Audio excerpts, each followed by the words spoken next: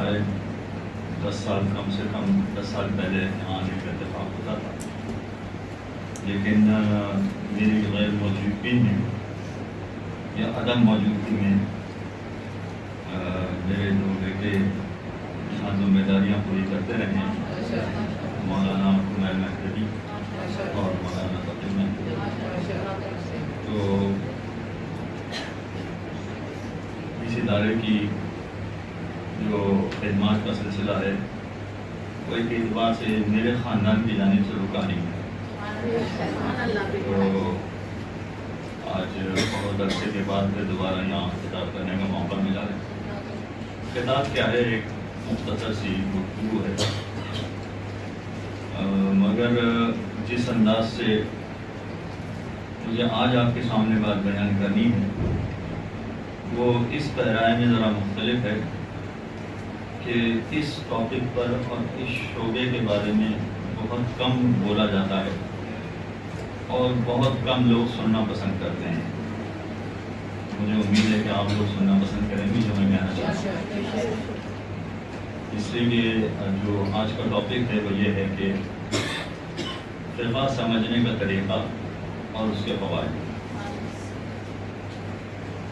اب لفظ فقہ ہی ایسا لفظ ہے کہ جس کو سننے کے بعد لوگ کہتے ہیں کہ اچھا ٹھیک ہے ٹھیک ہے مسئلے بیان کریں گے تو بات بڑا ہوگی، لیکن میں نے اس سلسلے میں آپ کے سامنے سورہ آل عمران کی آیت نمبر 85 کی تلاوت کی، جس میں پروردگار عالم یہ اعلان کر رہا ہے کہ جو دین اسلام کے علاوہ کوئی اور دین لے کر حاضر ہوگا تو اسے ہرگز قبول نہ کیا جائے گا اور وہ قیامت میں خسارہ اٹھانے والوں میں سے ہوگا۔ اب آپ دیکھیے کہ لفظ استعمال ہوا ہے اسلام، مگر اس کی باؤنڈریز کہاں تک جاتی ہے؟ سب سے پہلے تو ہمیں یہ دیکھنا پڑے گا کہ اس وقت جو دنیا کی آبادی ہے تقریباً 8 بلین افراد کی، ان 8 بلین افراد میں سے فقط 1.5 بلین ایسے ہیں جو یہ کہتے ہیں کہ ہم مسلمان ہیں، باقی 6.5 بلین افراد تو ویسے ہی کہہ رہے ہیں کہ ہمارا اسلام سے کوئی تعلق نہیں ہے، ہم مسلمان نہیں ہیں۔ تو ان کی تو ہم بات نہیں کر رہے ہیں، ان کو تو ہم چھوڑ دیتے ہیں، لیکن جو یہ دعویٰ کرتے ہیں کہ ہم مسلمان ہیں 1.5 بلین افراد، اب ان کے حوالے سے یہ ہے کہ وہ فقط یہ کہہ رہے ہیں کہ ہم اسلام کے ماننے والے ہیں، مگر ان میں بھی بہت سارے آپ کو ایسے ملیں گے کہ جن کی شاخیں بہت مختلف ہیں، اور جو مختلف شاخیں ہیں ان کی تفصیلات میں بھی میں جانا نہیں چاہتا، اس لیے گفتگو بہت پرانی ہو جائے گی۔ اگر میں ہر شعبے کی جزیات میں گیا تو بہت مشکل ہو جائے گی بات۔ فقط وہ افراد کے جو اپنے آپ کو اہل بیت کا چاہنے والا کہتے ہیں کہ ہم اہل بیت کے چاہنے والے ہیں، مسلمان ہیں، نمبر 1۔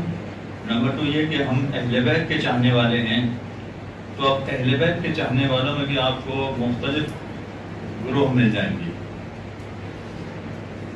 اب مجھے نہیں معلوم ہے کہ خواتین میں اس ٹاپک پر کیا گفتگو ہوتی ہے اور کیسے گفتگو ہوتی ہے، مگر کم از کم مردوں کے حوالے سے میں جانتا ہوں کہ جب دین کے معاملے میں ذرا سی تفصیل میں چلے جائیں، ذرا سی دقیق گفتگو ہو جائے تو یہ کہتے ہوئے سنا ہے مردوں کو کہ بھئی میرا کسی دین سے کوئی تعلق نہیں، بس انسانیت میرا دین ہے، انسانیت سب سے بڑا دین ہے، جو انسانیت کی خدمت کرے وہی اصل میں دین کی خدمت کرنے والا ہے، باقی سب بیکار باتیں ہیں، فضول باتیں ہیں۔ تو جو یہ کہہ رہا ہے کہ میرا دین فقط انسانیت ہے اور انسانیت ہی سب سے بڑا دین ہے، اس کے علاوہ کچھ نہیں ہے، تو یاد رکھیے کہ قرآن کی آیت کے پیرائے میں، قرآنی آیت کے فارمولے میں اگر اس کو پرکھا جائے تو اس کے لیے بھی یہی کہا جائے گا کہ یہ دین اسلام کے علاوہ کسی اور دین کو ماننے والا ہے، وَلَن يُقْبَلَ مِنْهُ، اور سب قبول نہیں کیا جائے گا۔ بھلا رحمت للعالمین سے بڑھ کر کوئی انسانیت کا خدمت گزار ہو سکتا ہے؟ اس لیے یہ تصور ہی کرنا بیکار ہے، یہ فضول ہے۔ ہاں، اس میں آگے چل کر جو صورتحال ہے، ہم یہ جانتے ہیں کہ جو یہ کہیں کہ ہم دین اسلام کے ماننے والے ہیں، تو 3 بنیادی عقیدوں کا ماننا ضروری ہے، اس کے بغیر وہ اسلام میں داخل نہیں ہو سکتا۔ توحید کو مانے، نبوت کو مانے اور قیامت کو مانے۔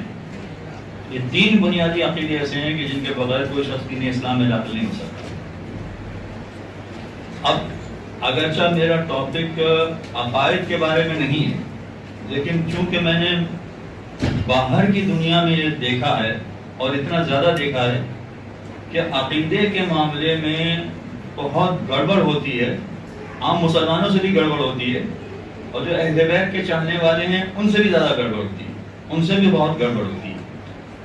اور مجھے کہنا پڑے گا کہ ویسے یہاں پاکستان کے اندر، چلیں پاکستانی کراچی کے اندر کم سے کم اگر دیکھا جائے تو ایسا لگتا ہے کہ خواتین دین کے معاملے میں بہت آگے ہیں، بہت شوق سے دین کی باتیں سنتی ہیں، مجلسیں سنتی ہیں اور ان پر عمل کرنے کی کوشش کرتی ہیں، ان کے مطابق زندگی گزارنے کی کوشش کرتی ہیں، بلکہ اپنے خاندان کو بھی اسی انداز سے ڈھالنے کی کوشش کرتی ہیں۔ دیکھیے یہی خواتین جب مغربی دنیا میں جاتی ہیں تو ان کا رویہ بدل جاتا ہے، وہ رویہ نہیں رہتا۔ بالکل اسی طرح سے جیسے آپ مدرسے میں آئی ہیں تو ایک بالکل الگ لباس ہے، لیکن شادی میں جائیں تو ایک عجیب لباس نظر آتا ہے۔ اور یہ میں آپ کی بات نہیں کر رہا ہوں، یہ تو بہت سارے دوسرے ایسے لوگوں کی بھی بات کر رہا ہوں کہ جو بہت دیندار بنتے ہیں۔ مغربی دنیا کا معاملہ بھی یہی ہے۔ ابھی کچھ عرصے پہلے ایک صاحب کا امریکہ سے فون آیا تھا کہ میں سید ہوں اور میں پی ایچ ڈی کر چکا ہوں، اور کسی شعبے کا نام لیا کہ شعبے میں میں کام بھی کرتا ہوں، اور پاکستان سے کچھ عرصے سے میں امریکہ آ گیا ہوں اور ابھی امریکہ میں مقیم ہوں، اور میری بات چیت ایک لڑکی سے چل رہی ہے۔ اچھا وہاں کوئی تعجب کی بات نہیں ہے، وہاں ایک عام بات ہے، وہاں پر ڈیٹنگ سائٹس بہت ہوتی ہیں۔ میری بات چیت ایک لڑکی سے چل رہی ہے، وہ بھی مسلمان ہیں، شیعہ ہیں، اور وہ بھی پی ایچ ڈی کر رہی ہیں اور سادات گھرانے سے تعلق رکھتی ہیں اور نجیب الطرفین سادات ہیں۔ جب وہ پاکستان میں تھیں تو ذاکرہ تھی، باقاعدہ مجلس سے پڑھتی تھی اور اتنی دیندار تھیں کہ وہ باقاعدہ لوگوں کو سمجھاتی تھی دین کے دین کیا ہوتا ہے، اور حجاب کی اور صوم و صلات کی پابندی تو اپنی جگہ پر، یہ تو معمولی چیز ہے، اس سے بڑھ کر بہت دیندار تھی، یہ سب کچھ وہ انجام دیتی تھی۔ لیکن کچھ عرصے سے انہوں نے نماز پڑھنا چھوڑ دی، حجاب کرنا چھوڑ دیا، روزہ رکھنا چھوڑ دیا۔ ارے بھائی کیا ہوا؟ میں نے ان سے پوچھا کہ کیا ہوا، تو کہا کہ وہ خدا کے عقیدے کے بارے میں متزلزل ہو گئی ہیں کہ نہ جانے خدا ہے یا نہیں ہے، تو نماز پڑھنے کا کیا فائدہ ہے۔ تو یہ فقط ایک مثال نہیں، میرے پاس کئی مثالیں ایسی ہیں۔ آسٹریلیا 2011 میں وہاں سروے ہوا تھا کہ وہاں کتنے افراد دین کو نہیں مانتے ہیں، تو اس زمانے میں 22% ایسے لوگ تھے جو کہتے ہیں میں کسی دین کو نہیں مانتا، ہم کسی دین کو نہیں مانتے۔ پھر 5 سال بعد ایک اور سروے ہوا 2016 میں، پتہ چلا کہ اب ان کی تعداد اور بڑھ گئی ہے، یعنی 30% لوگ ایسے ہیں جو کہتے ہیں کہ ہم کسی دین کو نہیں مانتے۔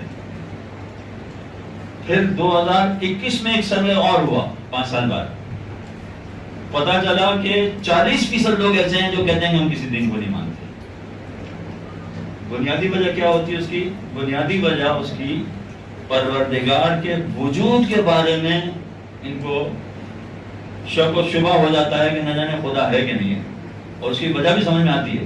وجہ اس کی ہے کہ وہاں کی حکومتیں چاہتی ہی یہ ہیں کہ سب کے سب بے دین بن جائیں، کوئی بھی دیندار نہ رہے، کوئی بھی اپنے آپ کو دین سے منسلک نہ کرے۔ تو حکومتوں کا طور طریقہ ہی کچھ ایسا ہے کہ لوگوں کی تعداد یعنی بے دینوں کی تعداد بڑھتی ہی چلی جاتی ہے، اور اس میں مسلمان بھی رو میں بہ جاتے ہیں، شیعہ بھی بہ جاتے ہیں، سادات گھرانے کے لوگ بھی بہ جاتے ہیں، اور یہ پڑھے لکھے لوگ ہوتے ہیں تو وہ پڑھے لکھے لوگ بھی اس میں شامل ہو جاتے ہیں۔ تو یہ خاتون جو یہاں پر ذاکرہ تھی، لوگوں کو دین سمجھاتی تھی، مگر وہاں جانے کے بعد اب وہ کہہ رہے ہیں کہ مجھے شک ہے کہ نہ جانے خدا ہے کہ نہیں ہے. اچھا ان صاحب کا فون کیوں آیا تھا مجھے؟ انہوں نے مجھے کیوں فون کیا تھا؟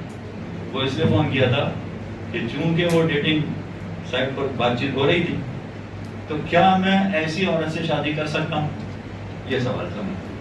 اس لیے انہوں نے فون کیا تھا. اب آپ بتائیے کیا جواب ہونا چاہیے اس کا؟ شادی کر سکتی ہیں؟ ذاکرہ ہیں، 100 صلات کی پابند تھی، نجیب الطرف ہیں، کیا کرنا چاہیے تھا؟ شادی کر سکتی ہیں؟ جی ہاں، اب جواب صحیح ہے بالکل. اس لیے کہ جو خدا کو نہیں مانتا ہے وہ مسلمان کب رہا؟ اہل بیت کا چاہنے والا تو بہت دور کی بات ہو گئی. خدا ہی کو نہیں مانتا جو، تو بھلا مسلمان کہاں رہا؟ تو ایسے سے شادی کہاں ہو سکے گی؟ اچھا پھر وہ کنونس کرنے کی خاطر کہ نہیں بھائی کوئی ایسا راستہ نکالیں کہ میری شادی ہو جائے ان سے. ہاں اگر میں اس نیت سے شادی کروں کہ چلیں میں ان کو کنونس کر لوں گا اور میں ان کو سمجھا لوں گا کہ نہیں خدا ہے اور یہ تم نے جو راستہ اختیار کیا غلط ہے، تو پھر اجازت مل جائے گی یا نہیں؟ یعنی وہ کوئی نہ کوئی راستہ ڈھونڈنے کی کوشش کر رہے ہیں. اچھا یہ راستہ اگر فقہی مسائل میں کوئی شخص ڈھونڈ رہا ہے تو غلط کام نہیں کر رہا ہے. اگر مجھے موقع ملا تو میں آپ کے سامنے مثالیں پیش کروں گا. لیکن عقائد کے معاملے میں کہ بھائی میں شادی بھی کر لیتا ہوں اور پھر میں اس کو کنونس کروں گا تو کنونس ہو جائے گی، تو میں جواب یہ تھا اس کا کہ اگر اس وقت وہ کافر ہیں تو آپ مسلمان ہوتے ہوئے اس سے کیسے شادی کر سکتے؟ بعد میں مسلمان ہو جائے گی تو ٹھیک ہے، لیکن ابھی تو کافر ہے وہ، ابھی تو شادی نہیں ہو سکتی. تو یہ بہت بڑا پرابلم ہے. خصوصیت سے یہاں سے بھی جو باہر جانے والی لڑکیاں ہیں، اور چونکہ ماشاءاللہ اس ادارے سے بہت سارے ملکوں میں لڑکیاں گئی ہیں اور ذاکرہ بنی ہیں اور بہت اچھا خوبصورت کام کیا ہے، انہوں نے زبردست کام کیا ہے. میں اس لیے آپ کے سامنے سے یہ ساری چیزیں بیان کر رہا ہوں کہ اگر فقط مجلسوں کا مواد جمع کیا جائے اور فقط کسی پر زور دیا جائے تو کبھی کبھار ایسا ہوتا ہے کہ ذاکرہ خود وہاں جانے کے بعد پلٹ جاتی ہے.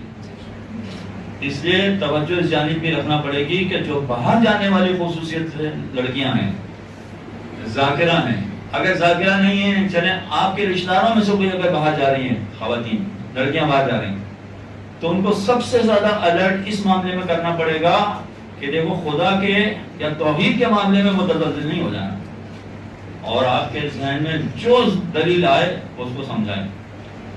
اس طرح سے کنونس ہو جانا چاہیے انسان کہ اس معاملے میں تو مجھے کوئی ادھر سے ادھر پھیر ہی نہیں سکتا. اتنا کنونس ہو جانا چاہیے چاہے کوئی دلیل اس کے پاس ہو. جرمنی میں ایک گریک شخص کے ساتھ ملاقات ہوئی تھی، تو دوران گفتگو یہ ٹاپک چھڑ گیا.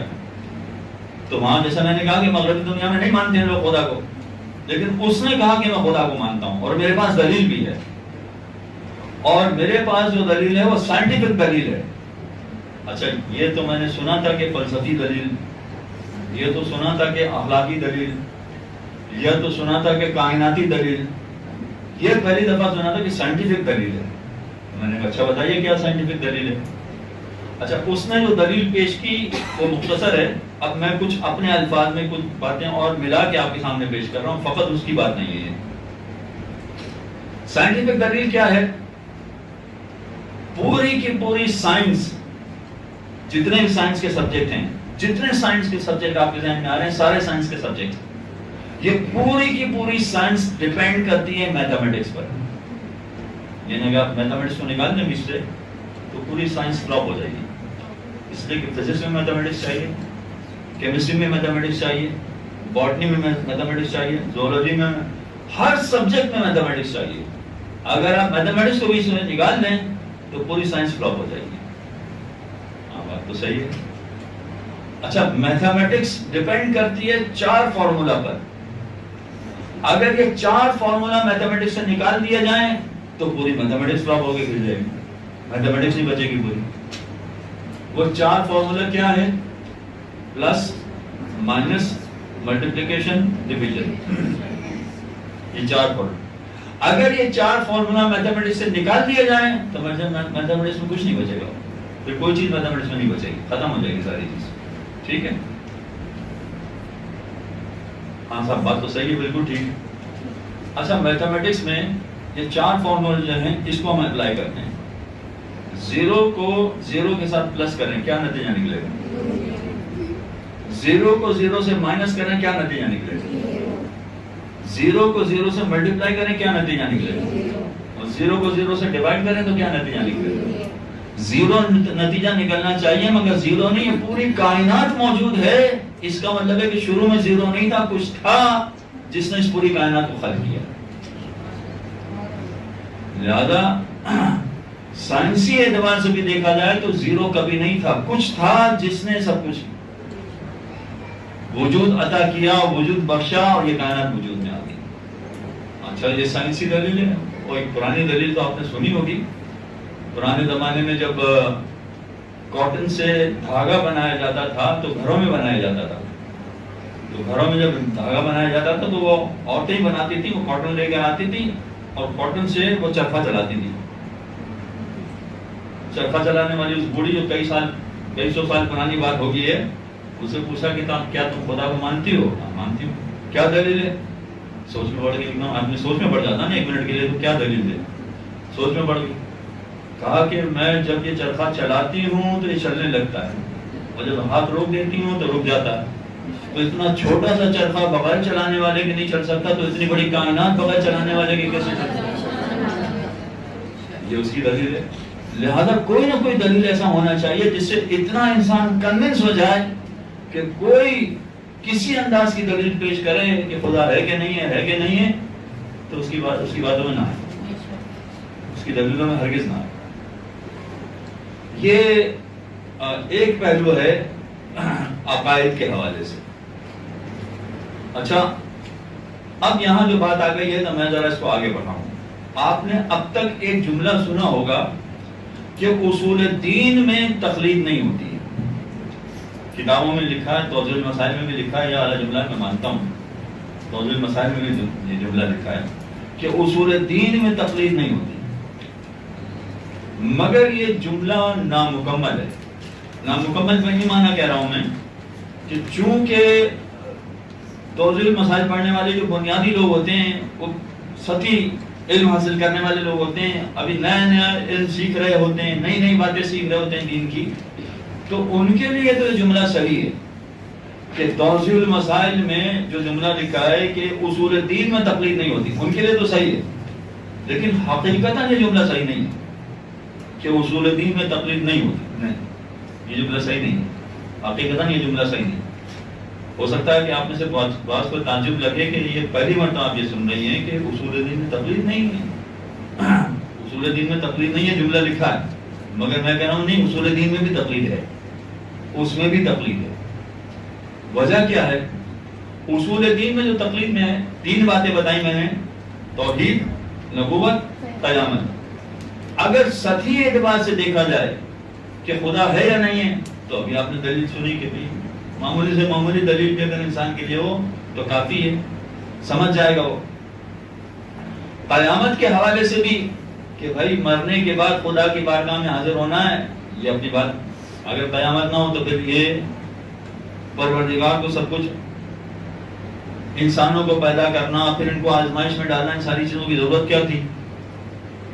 یہ ساری چیزیں جو ہیں وہ بنیادی طور پر تو ہماری عقل تسلیم کرتی ہے, لیکن توحید سے لے کے قیامت تک, بلکہ آگے عدالت و امامت تک, ہر مقام پر ہم اپنی عقل کے ذریعے سے نہیں پہنچ سکتے, اپنی عقل کے ذریعے سے نہیں پہنچ سکتے. مثلا خدا خالق ہے, خالق ہے, خدا رازق ہے, یہ سارے اللہ کے نام ہیں نا, کم سے کم 1000 نام ہیں جو آپ جوشن کبیر میں پڑھتی ہیں. یہ رازق ہے خدا, یہ رزق کس طرح سے دیتا ہے خدا, یہ ہم اپنی عقل سے نہیں سمجھ سکتے. خدا رزق کیسے دیتا ہے, خدا کے رزق دینے کا طریقہ کار کیا ہے, یہ ہم اپنی عقل سے نہیں سمجھ سکتے. حالانکہ یہ اصول دین میں داخل ہے کہ خدا رازق ہے, خدا کی جو صفات بیان کی جاتی ہیں سب اصول دین میں داخل ہیں, وہ ساری چیزیں اصول دین میں داخل ہیں. لیکن خدا رازق ہے تو خدا رزق کیسے دیتا ہے یہ ہم اپنی عقل سے نہیں سمجھ سکتے. یہ کوئی ہمیں بتائے گا, معصوم ہمیں بتائیں گے تو ہمیں پتہ چلے گا. کہ اگر آپ اپنے رشتہ داروں کا خیال کریں گے تو آپ کے رزق میں برکت ہوگی. یہ اس کے ذریعے سے پتہ چلے گا.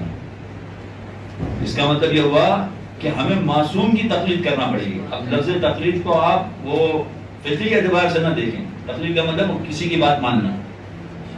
یہاں معصوم کی بات ہم سنیں گے، ان کی بات مانیں گے تو ہمیں پتہ چلے گا کہ خدا کیسا رزق دیتا ہے. خدا رحمان ہے، خدا رحیم ہے، مگر ہمیں نہیں پتہ چلتا خدا کیسے رحم کرتا ہے. خدا کس طرح سے رحم کرنے والا ہے یہ ہمیں نہیں پتہ چلتا ہے.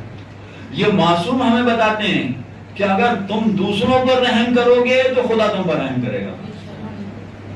یہ معصوم کو بتایا ہوتا ہے. تو بہت ساری چیزیں ایسی ہیں کہ جو معصوم بتائیں گے ہمیں. اصول دین میں بھی ہمیں ان کی بات ماننا پڑے گی. ہم اپنی عقل سے نہیں پہنچ سکتے وہاں تک. ہماری عقل اس قابل نہیں ہے کہ ہم اصول دین کے ان جزیات کو ہم درک کر سکیں، حاصل کر سکیں.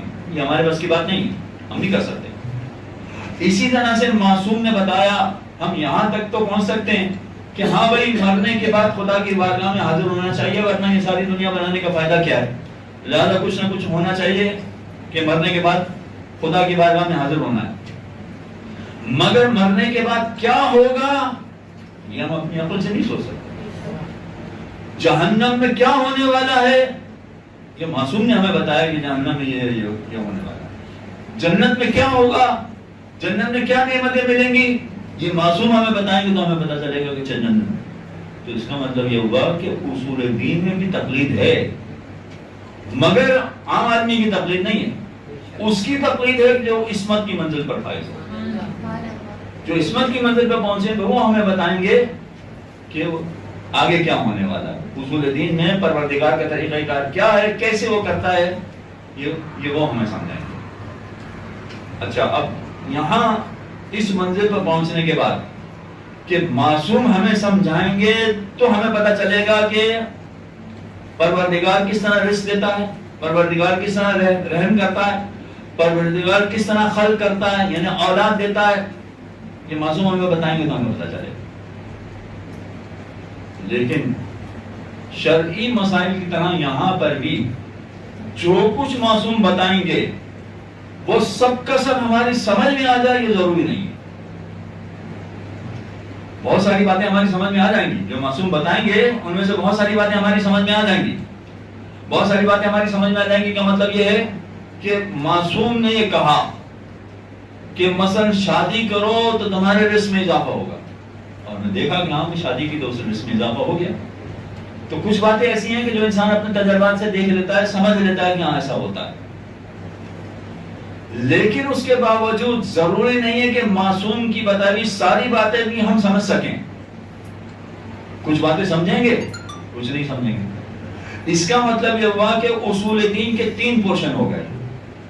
پہلا پورشن وہ ہے کہ جو ہم اپنی عقل کے ذریعے سے پہنچ جائیں گے وہاں پر، اپنی عقل سے سوچیں گے، غور و فکر کریں گے، اور غور و فکر کرنے کے بعد اس منزل تک پہنچ جائیں گے. دوسرا پہلو یہ ہے کہ ہم نہیں پہنچ سکتے، کوئی ہمیں بتائے گا تو ہمیں پتہ چلے گا کہ اچھا ایسا ہے. یعنی جنت کے بارے میں معصوم نے بتایا تو ہمیں پتہ چلا اچھا جنت ہے. جہنم کے بارے میں معصوم نے ہمیں بتایا تو ہمیں پتہ چلا اچھا جہنم ہے. عذاب قبر کے بارے میں معصوم نے ہمیں بتایا تو ہمیں پتہ چلا کہ ہاں عذاب قبر ہے. یہ سب کیا ہے؟ یہ اصول دین کے پہلو ہیں سارے. مگر ہمیں بتایا تو ہمیں پتہ چلا کہ اچھا ایسا ہے. لیکن کچھ باتیں ایسی ہوں گی کہ جو معصوم بتائیں گے ہم سن تو لیں گے، ان کی بات پر اعتماد بھی کریں گے، ان کی بات پر پورا بھروسہ بھی کریں گے، مگر ہماری عقل سوچ میں پڑ جائے گی کہ یہ کیسے ہوگا، یہ کس طرح ممکن ہوگا. اب میں آپ ہی لوگوں کی ایک مثال دیتا ہوں، شاید آپ کی دلچسپی کا سبب بن جائے. وہ معصوم ہی کی بتائی ہوئی بات ہے کہ جنت میں جو نعمتیں ملیں گی وہ باغات ہوں گے، وہ نہریں ہوں گی، وہ مکانات ہوں گے، وہ خدمت گزار ہوں گے، مگر اس میں ایک چیز ہے کہ برے بھی ہوں گے. اچھا، اب یہ سمجھ میں تو آتا ہے کہ مردوں کے لیے برے ہوں تو سمجھ میں آتا ہے، عورتوں کے لیے برے ہوں کیا، یعنی اس کا کیا سینس بنتا ہے؟ کم از کم میری سمجھ میں نہیں آ رہا، ہو سکتا ہے آپ لوگوں کی کچھ سمجھ میں آ رہا ہو. تو کچھ چیزیں ایسی ہیں کہ جو سمجھ میں نہیں آئیں گی. تو اصول دین میں بھی 3 پہلو ہو گئے. ایک یہ کہ ہم اپنی عقل کے ذریعے سے پہنچ گئے, دوسرا یہ کہ اپنی عقل کے ذریعے سے نہیں پہنچے مگر معصوم نے بتایا تو ہمیں پتہ چل گیا اور ہمیں اطمینان ہو گیا کہ ہاں ایسا ہے. اور تیسرا پہلو یہ کہ معصوم نے بتایا مگر پھر بھی وہ علامہ علی نقی نقن صاحب کا ایک جملہ مجھے یاد آ رہا ہے کہ جناب زینب جب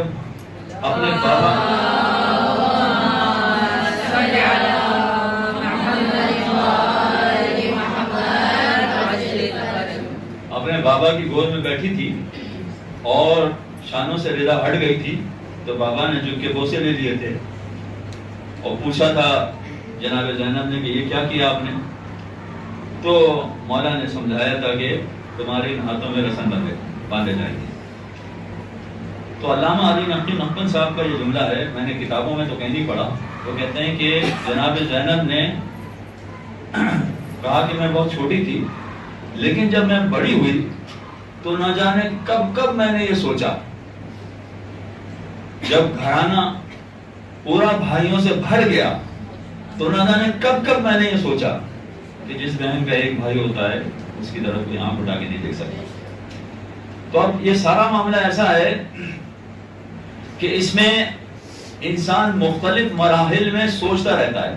میں مسائل ابھی نہیں بیان کرنا چاہ رہا تھا, فقط ایک مثال دینا چاہ رہا تھا کہ معصوم نے بات کہی ہے مگر پھر بھی نہ جانے انسان کب سوچنے لگتا ہے یہ کیسے ہوگا, یہ کس طرح سے ہوگا.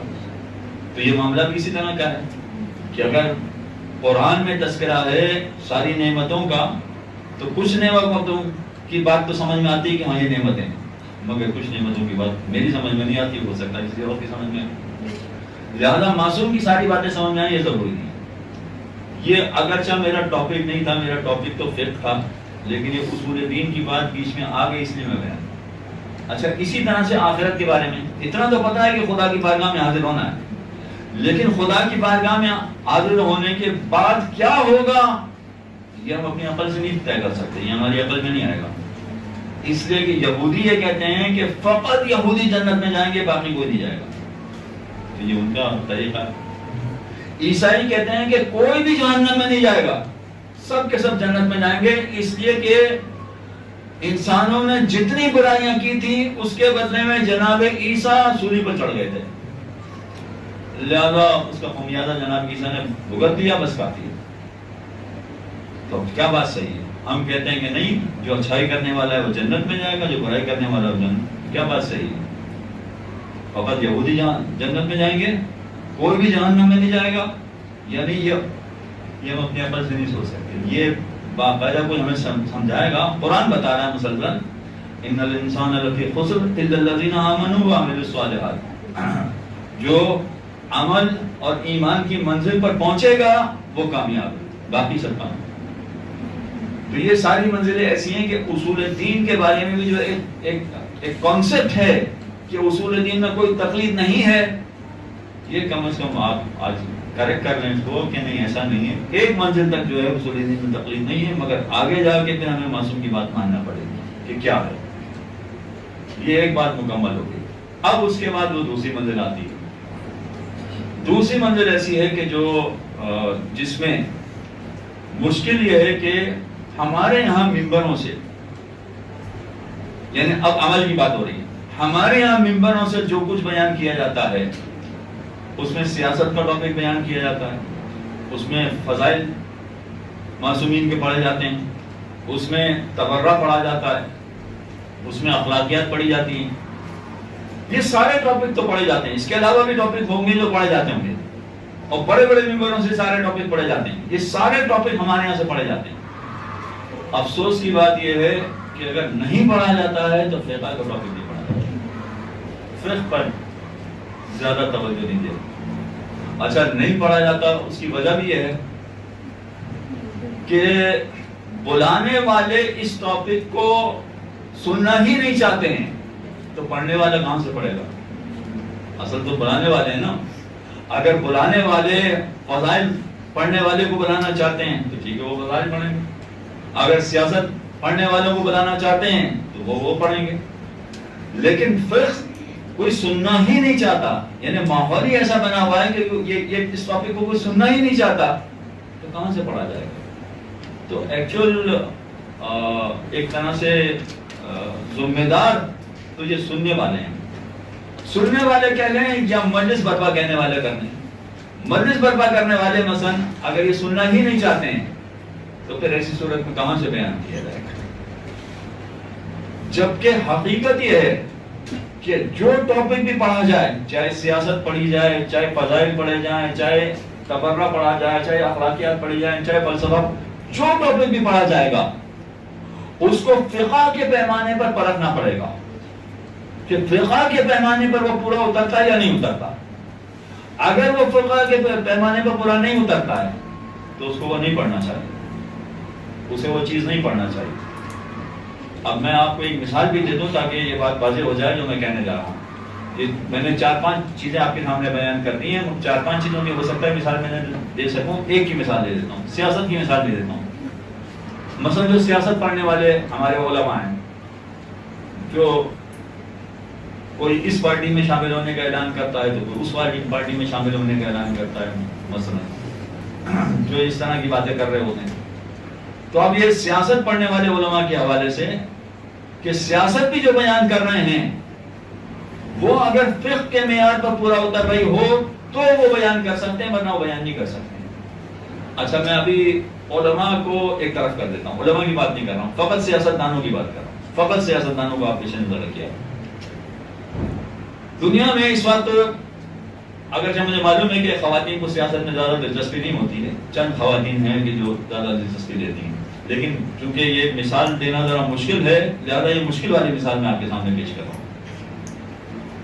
دنیا میں زیادہ تر ممالک میں اب جمہوریت رائج ہو رہی ہے، جمہوریت، وہ چاہے نام میں ہر قسم کی جمہوریت ہو، لولی لنگڑی جمہوریت ہو یا صحیح معنوں میں جمہوریت ہو، کیسی بھی جمہوریت ہو، جمہوریت کا تذکرہ ہو رہا ہے، اس لیے کہ مغربی دنیا والے چاہتے ہیں کہ پوری دنیا میں کم از کم نام کی حد تک جمہوریت نافذ کر دی جائے، کم از کم نام کی حد تک، اصل حقیقت یہ نہیں ہے، لیکن یہ کہ جمہوریت نافذ ہو رہی ہے، پوری دنیا میں رائج ہو رہی ہے۔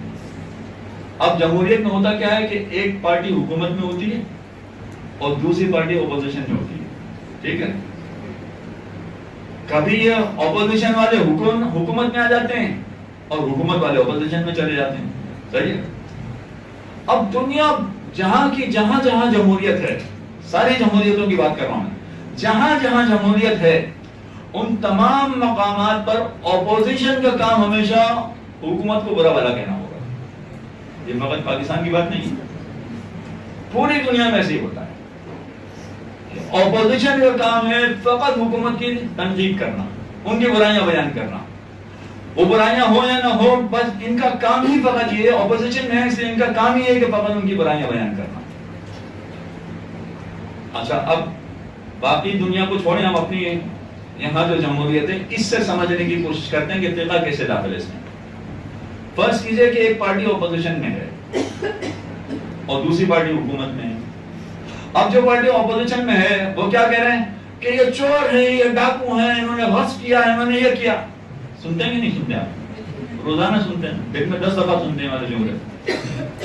اچھا یہ اپوزیشن میں ہے اس لیے اب یہ کہہ رہے ہیں، لیکن یہ جب حکومت میں آ جائیں گے تو وہ اپوزیشن میں چلے جائیں گے، اپوزیشن والے بھی یہ کہیں گے کہ یہ چور ہیں، یہ ڈاکو ہیں، انہوں نے غصب کیا، انہوں نے کباڑہ کیا۔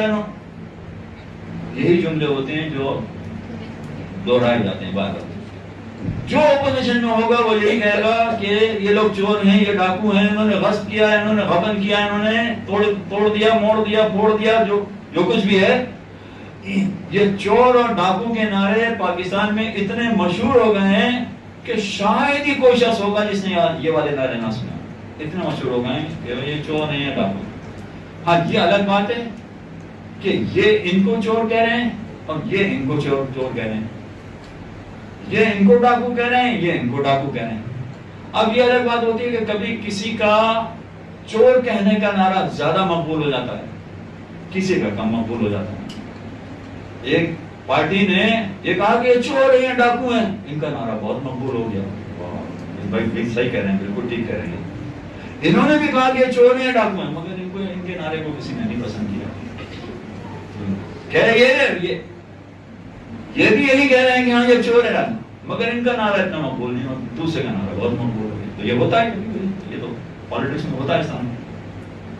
اب آئیے پوری دنیا کی جمہوریت میں جو ہوتا ہے کہ اپوزیشن ہمیشہ برا بھلا کہے گی. اگر فرض کیجئے کہ اپوزیشن والے سامنے والے کو کہہ رہا ہے کہ یہ چور ہے، تو اس کے 3 پہلو ہیں. حقیقتاً یا تو وہ چور ہے، حقیقتاً وہ ڈاکو ہے، تو کیا ہوگا کہ مجھے نہیں پتا تھا، اس نے بتا دیا کہ یہ چور ہے. اس کو اسلام میں کیا کہتے ہیں؟ اگر ایک شخص کی برائی مجھے نہیں پتا تھی اور کسی نے مجھے بتایا، کیا کہتے ہیں اس کو؟ ہاں اب پہنچ گئے آپ لوگ. اس کو غیبت کہتے ہیں. بھائی مجھے نہیں پتا تھا کہ یہ چور ہے، مجھے نہیں پتا تھا کہ یہ ڈاکو ہے. دیکھا کیسے پھر بیچ میں آ گئی. مجھے نہیں پتا تھا، اس نے بتایا تو مجھے پتا چلا کہ یہ ڈاکو. اچھا اب اس کے جو میں کہہ رہا ہوں کہ 3 پہلو ہیں. 3 پہلو کا مطلب کیا ہے کہ اب حقیقتاً وہ چور ہے اور یہ ان کو کہہ رہے ہیں کہ یہ چور ہیں، یہ ڈاکو ہیں. حقیقتاً اگر وہ چور اور ڈاکو ہوں تب بھی یہ گناہ گار ہے، اس لیے کہ یہ غیبت کر رہے ہیں. ٹھیک ہے. دوسرا پہلو کیا ہے کہ بھئی پتہ نہیں ہے کہ چور ہے کہ نہیں ہے، معلوم نہیں، بس نعرہ لگاؤ، شور شرابہ کرو. اپوزیشن میں ہے اس لیے کچھ نہ کچھ تو برائی کرنی ہے، کچھ نہ کچھ تو تنقید کرنی ہے، لہذا انہوں نے کہہ دیا کہ یہ چور ہے ڈاکو. پتہ نہیں حقیقتاً ہے کہ نہیں، معلوم نہیں ہے، یہ پتہ نہیں ہے، اس لیے کہ ثابت کچھ نہیں ہوا. تو کیا ہوگا؟ یہ الزام ہوگا. الزام ہے، ہوتا نہیں کہ آپ جانتے نہیں ہیں، آپ کو نہیں پتا ہے کہ حقیقتاً ہے یا نہیں ہے، ہوتا نہیں، الزام ہے. اس سے بڑا گناہ ہے، غیبت سے بڑا گناہ ہو گیا ہے. ٹھیک ہے. لیکن پھر کیسے داخل ہوئی اس میں؟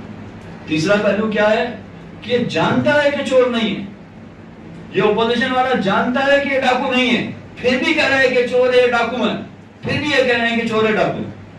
یہ تو جھوٹا الزام ہے، جھوٹا الزام لگا رہا ہے یہ، تو اس سے بڑا گناہ ہو گیا. تو آپ نے دیکھا کہ سیاست میں بھی پھر کیسے داخل ہو جاتی ہے، کیسے طے کیا جاتا ہے. سیاست میں بھی اگر کوئی آنا چاہے تو اس کو فقہ کی نالج کتنی ہونی چاہیے کہ وہ اچھی طرح سے اندازہ کر سکے کہ جو میں جملہ کہہ رہا ہوں، جو میں الفاظ بیان کر رہا ہوں، اس کی کیا اہمیت ہے.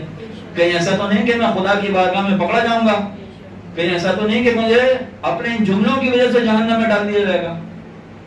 یہ سوچتے ہی نہیں، کوئی اندازہ نہیں کرتا. تو عزیزان محترم، یہ جتنے بھی ٹاپک، عزیزان محترم، تو میرے ایک چونکہ مردوں میں خطاب ہوتا ہے، بہت عرصے بعد خواتین نے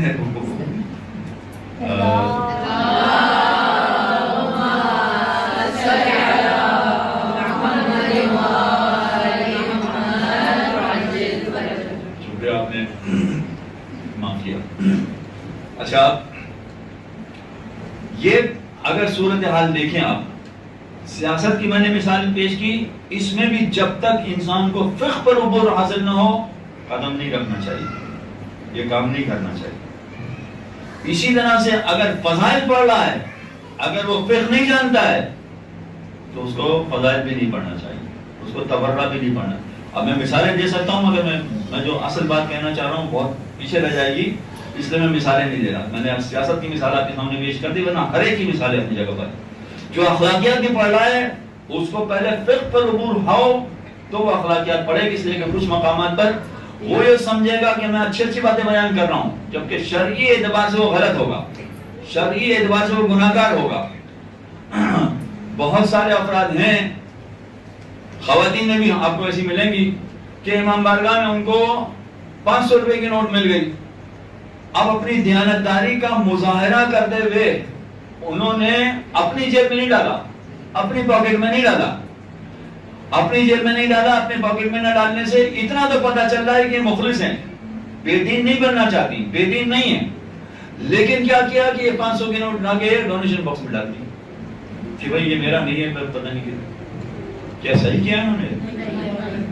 اخلاقی اعتبار سے تو بہت اچھا کام کیا، اخلاقی اعتبار سے بالکل صحیح.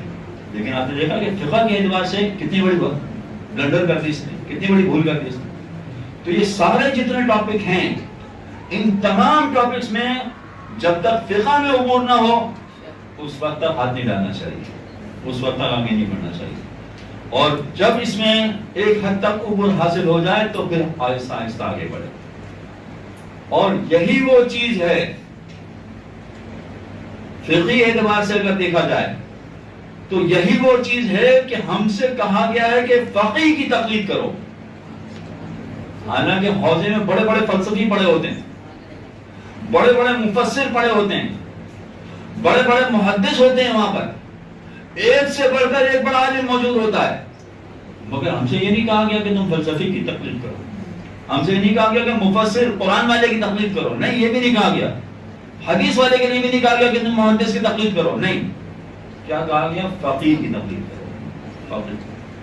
اور فقیہ وہ ہوتا ہے کہ جو سارے علوم پر عبور رکھتا ہے, سارے علوم کو جانتا ہے, ساری چیزوں کو جانتا ہے.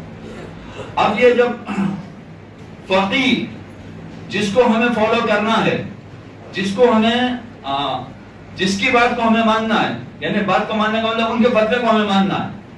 حقیقت یہی ہے کہ یہی وہ علم ہے کہ جس کے بارے میں کہا گیا ہے کہ یہ اہل بیت کا علم ہے. اس لیے کہ فقہ میں قرآن بھی آ جاتا ہے, حدیث بھی آ جاتی ہے, علم رجال بھی آ جاتی ہے, بہت سارے علوم اور آ جاتے ہیں اس میں, بہت سارے علوم سمٹ کے اس میں آ جاتے ہیں. اور یہی وہ علم ہے کہ جس کے ذریعے سے انسان اپنے اعمال کو بالکل صحیح بنا سکتا ہے. ورنہ ایسا ہوگا کہ زندگی میں عمل کرتا رہے, پتہ چلا کہ نہیں میرا عمل تو باطل تھا, میرا عمل تو غلط تھا. اگر مجھے موقع ملا تو میں اس کی مثالیں بعد میں دوں گا. لیکن اپنے اعمال کو صحیح کرنا, یعنی صراط مستقیم کا راستہ حاصل کرنا. اب یہ لفظ آ گیا ہے تو اب اس کی تھوڑی سی داستان سنیں اس کی. اگر کوئی شخص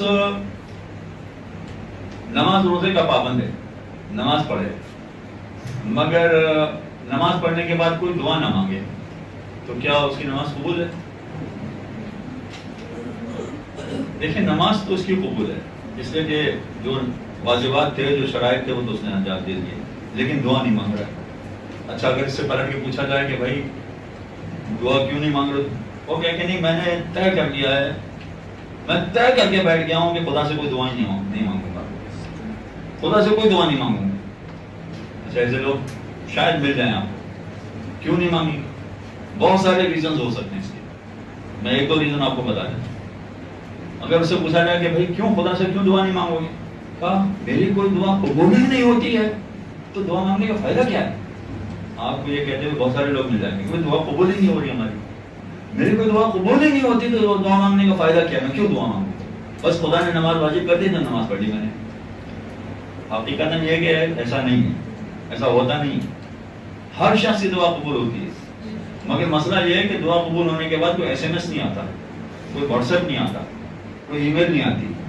آپ اگر غور کریں پچھلے 6 مہینے سال پرانے بات کہ آپ نے کون کون سی دعائیں کی تھی, تو آپ کی بہت ساری دعائیں قبول ہو گئی, مگر مشکل یہ ہے کہ کوئی واٹس ایپ نہیں آیا.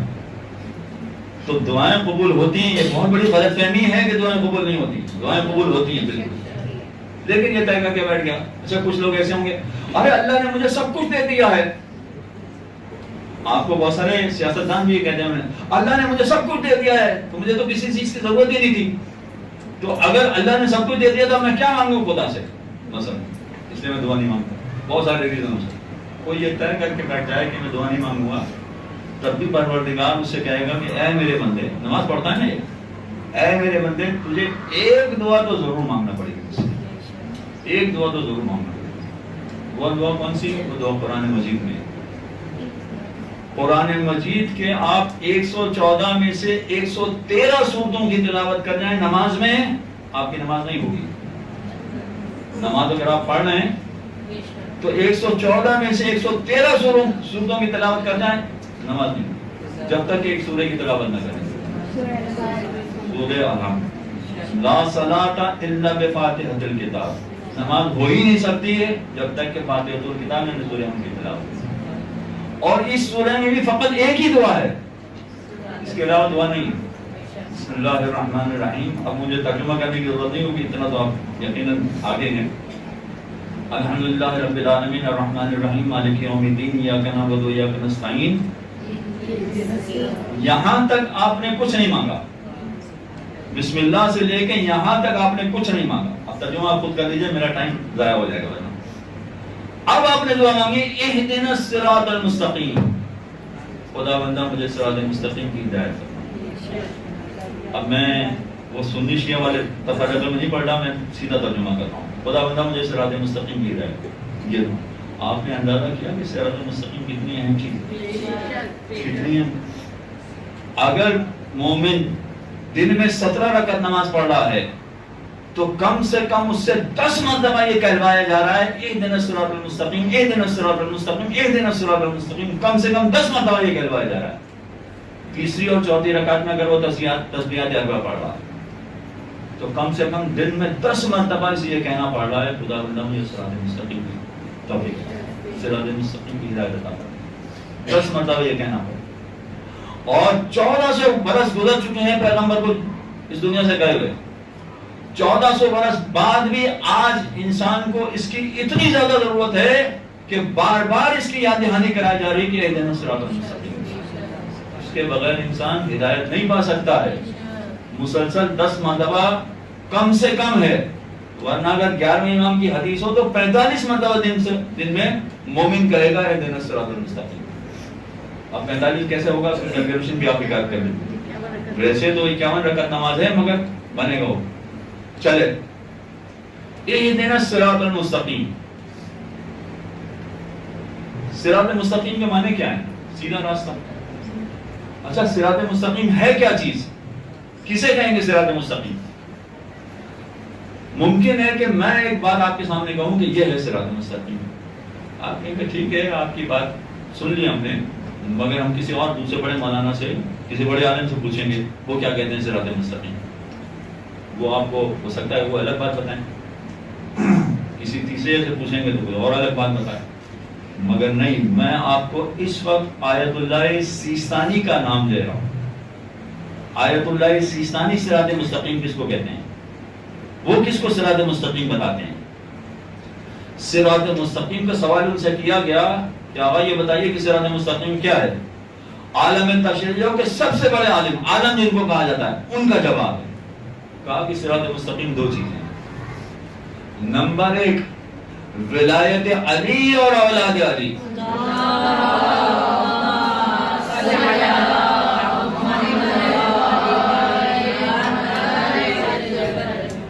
غدیر کا موقع ہے نا کل، اس لیے میں تھوڑا سا اس کے حوالے سے بھی آپ سن لیجیے. پہلی چیز ہے ولایت، معصومین کی ولایت.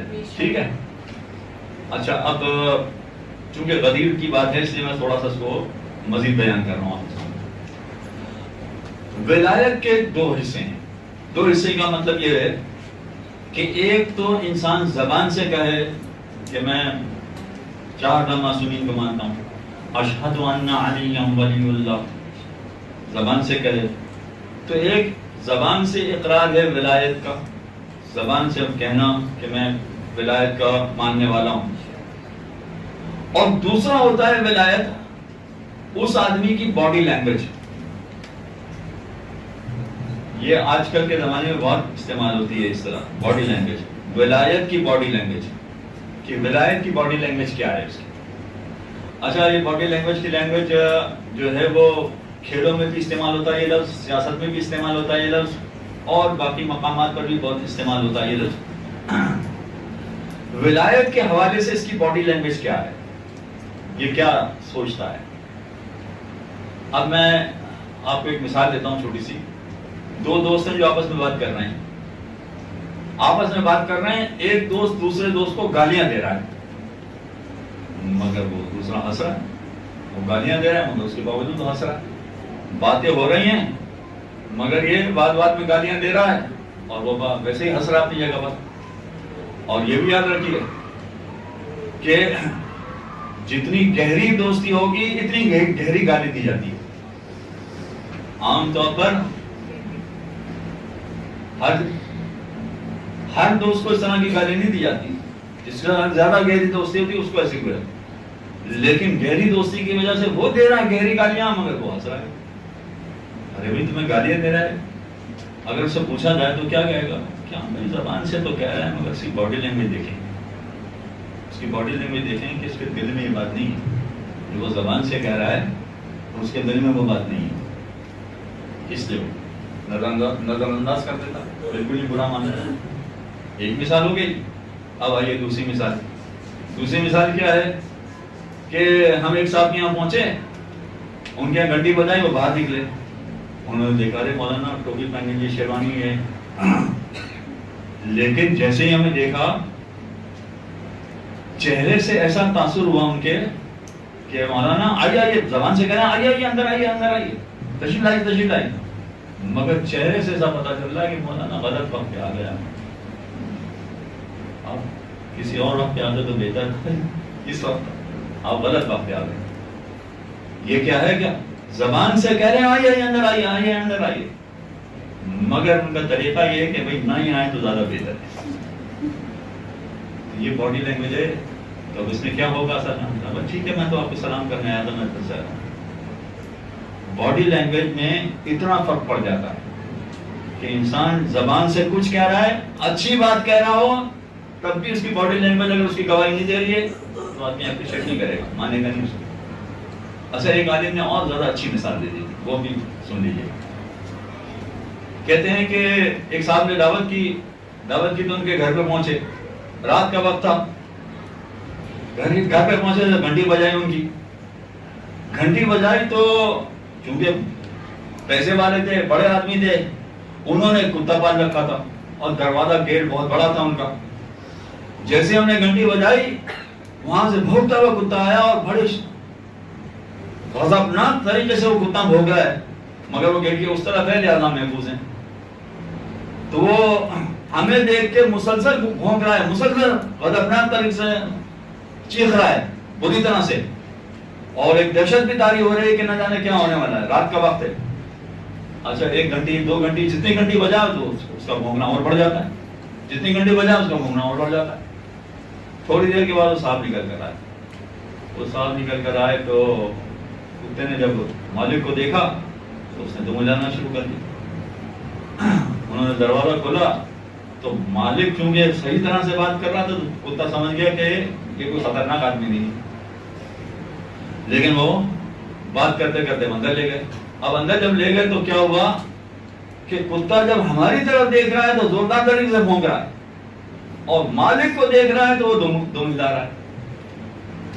اچھا جب وہ بھونکتا بھی ہے تو دہشت طاری ہوتی ہے، ڈر لگتا ہے کہ پتہ نہیں کیا کرنے والا ہے، تو جو مالک بات کر رہا ہے ہم سے اس بات پہ توجہ نہیں جا رہی، پوری توجہ نہیں ہو پا رہی، تو انہوں نے کہا کہ ارے مولانا صاحب آپ ڈرے ہوئے کیوں ہیں، اتنے گھبرائے ہوئے کیوں ہیں، اگر یہ بھونک رہا ہے تو یہ دیکھیں نا کہ دم بھی تو ہلا رہا ہے۔ تو ہم نے کہا کہ ہاں ہم یہی سوچ رہے ہیں کہ ہم اس کے اگلے حصے پر بھروسہ کریں یا پچھلے حصے پر بھروسہ۔ یہ باڈی لینگویج کا مسئلہ ہوتا ہے۔ ایک عام آدمی جب باڈی لینگویج دیکھتا ہے تو نہیں مانتا ہے بات، آپ کی باتوں کو قبول نہیں کرے گا، چاہے زبان سے کچھ بھی کہیں۔ تو کیا آپ نے امیر المومنین کو عام آدمی سے بھی کمتر سمجھ لیا؟ ولایت کا مطلب کیا ہے؟ ایک عام آدمی سے بھی کمتر سمجھ لیا امیر المومنین؟ ولایت کو مفہوم سمجھنا پڑے گا کہ وہ کیا کہنا چاہتے ہیں۔ بات ذرا سی نکل گئی، میں یہ کہہ رہا تھا کہ آیت اللہ سیستانی نے دو چیزیں بتائی ہیں صراط مستقیم کی، ایک ہو گیا ولایت، دوسرا یہ کہ اپنے زمانے کے مرجع کے فتوے کے مطابق عمل کرنا، یہ ہے صراط مستقیم، یہ دوسرا پہلو ہے اس کا۔ تو اب اگر یہ دوسرا پہلو ہے تو خلاصہ تو یہی نکلا کہ اپنے زمانے کے مرجع کے فتوے کے مطابق کا مطلب ہے کہ آپ کو فقہ تو سمجھنا پڑے گی، اس کے بغیر تو چارہ ہی نہیں ہے۔ اور یہ فقط نماز روزے کی بات نہیں ہے، یہ پوری زندگی گزارنے کا طریقہ ہے، یہ بینکنگ کے مسائل ہیں، یہ انشورنس کے مسائل ہیں، یہ پڑوسیوں کی بات ہیں، یہ بچوں کی تربیت ہے، یہ 50 ایسے ٹاپک ہیں، بلکہ زندگی کا کوئی شعبہ ایسا ہے ہی نہیں کہ جس سے آپ فقہ کو خارج کر سکیں، خارج کر ہی نہیں سکتے، آپ کہیں نہ کہیں سے اس میں ملوث ہو جائیں گے۔ تو اب اگر یہ صورتحال ہے، ایسی صورتحال ہونے کے باوجود اب آپ دیکھ لیجئے کہ آپ میں سے جو ذاکرہ ہیں کیا یہ کوشش کر سکتی ہیں کہ جہاں کہیں بھی مجلس پڑھیں شروع میں کم از کم 1-2 شرعی مسائل ضرور بیان کر دیں؟ ہاں یہ ضرور ہے کہ جتنا جانتی ہیں اتنا 1-2 کم از کم شرعی مسائل بیان کر کے لوگوں کو سمجھا دیں، خواتین کم از کم سمجھ جائیں کہ ان کو کیا کرنا ہے، ان کی ذمہ داری کیا ہے۔ اور خواتین کے لیے عبادات کے حوالے سے زیادہ ذمہ داریاں ہیں. مردوں کی ذمہ داری ذرا کم ہے، خواتین کی ذمہ داری زیادہ ہے. تو اگر آپ ان کو بتا دیں تو ان کی عبادتیں صحیح ہو جائیں گی. اور افسوس سے کہنا پڑتا ہے کہ باقی سارے ٹاپک تو ڈسکس ہوتے ہیں، مگر شرعی مسائل کو ڈسکس کرنے کے لیے ہمارے یہاں کسی کو نہیں بلایا جاتا. اور نہ بلانے کا نتیجہ یہ ہے کہ لوگ جانتے نہیں ہیں، پھر سے نابلد ہیں، بالکل پتہ ہی نہیں ان کو کہ کیا کرنا چاہیے، عبادت صحیح ہو بھی رہی ہے کہ نہیں ہو رہی ہے. یہاں تک کی گفتگو کے بعد کہ آپ نے دیکھ لیا کہ ہر شعبے میں فقہ داخل ہے، ہر شعبے میں فقہ داخل ہے.